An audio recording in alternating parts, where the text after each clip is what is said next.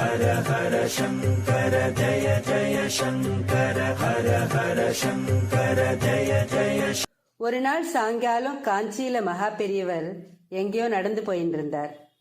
அங்க இருந்தவாளுக்கெல்லாம் அவர் எங்க போறாருன்னு தெரியல. எங்க போறாருன்னு தெரியாமையே அணுக்க தொண்டர்களும் அவர் கூட நடக்க ஆரம்பிச்சா. சித்தன் போக்கு சிவன் போக்குங்கிற மாதிரி அடிக்கடி மகா பெரியவா எங்க போறேன்னு சொல்லாமையே நடக்க ஆரம்பிச்சிடுவார். அப்போ ஒரு இடத்துல ஒரு பொது கூட்டம் நடந்துட்டு இருந்தது. அந்த கூட்டத்துல ஒருத்தர் ஆஸ்திகர்களையும் வைதிகர்களையும் கண்ணா அப்படின்னான்னு திட்டி பேசிட்டு இருந்தார். அந்த தெரு கிட்ட வந்ததும் கூட வந்த ஒரு தொண்டர் அந்த தெரு பக்கமா போறதுக்கு தயங்கினார். விஷயத்த பெரியவா கிட்ட சொல்லி வேற வழியில போகலாம் பெரியவான்னார். பெரியவாளோ, நல்ல அகலமான ரோடு தானே, நம்மளால அவளுக்கு இடைஞ்சல் இல்லாம போக முடியுமோன்னு அப்படின்னு கேட்டுண்டே முன்னாடி வச்ச காலை பின்னாடி வைக்காம போயிட்டே இருந்தார். சித்தன் போக்குதான்.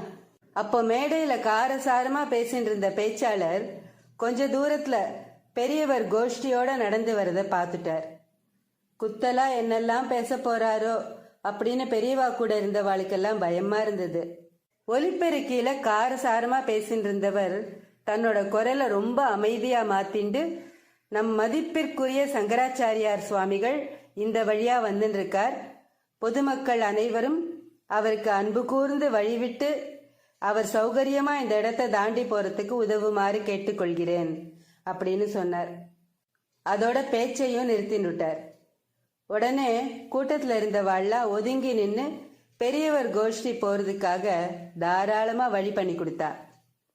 தலைவர்களோட வாக்குக்கு கட்டுப்பட்டு மட்டும் அவ அப்படி செய்யல. இயல்பாவே அவளுக்கு பெரியவா கிட்ட மரியாதை இருந்தது.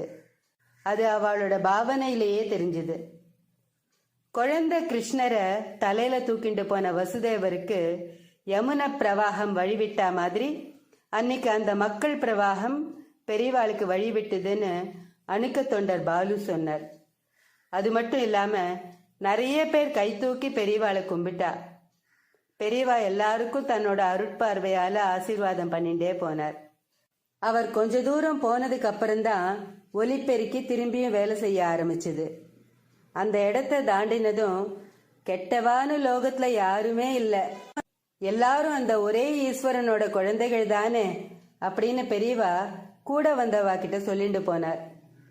ஜனகோ தேவக சகல தயாளுங்கிற அந்த உண்மைய உள்ளுணர்வா பெற்றவர்கள் யாரா இருந்தாலும் அவ கிட்ட யாருமே விரோதம் பாராட்ட மாட்டா, அன்பாதான் இருப்பாங்கிறதுக்கு இந்த நிகழ்வு சரியான உதாரணம்.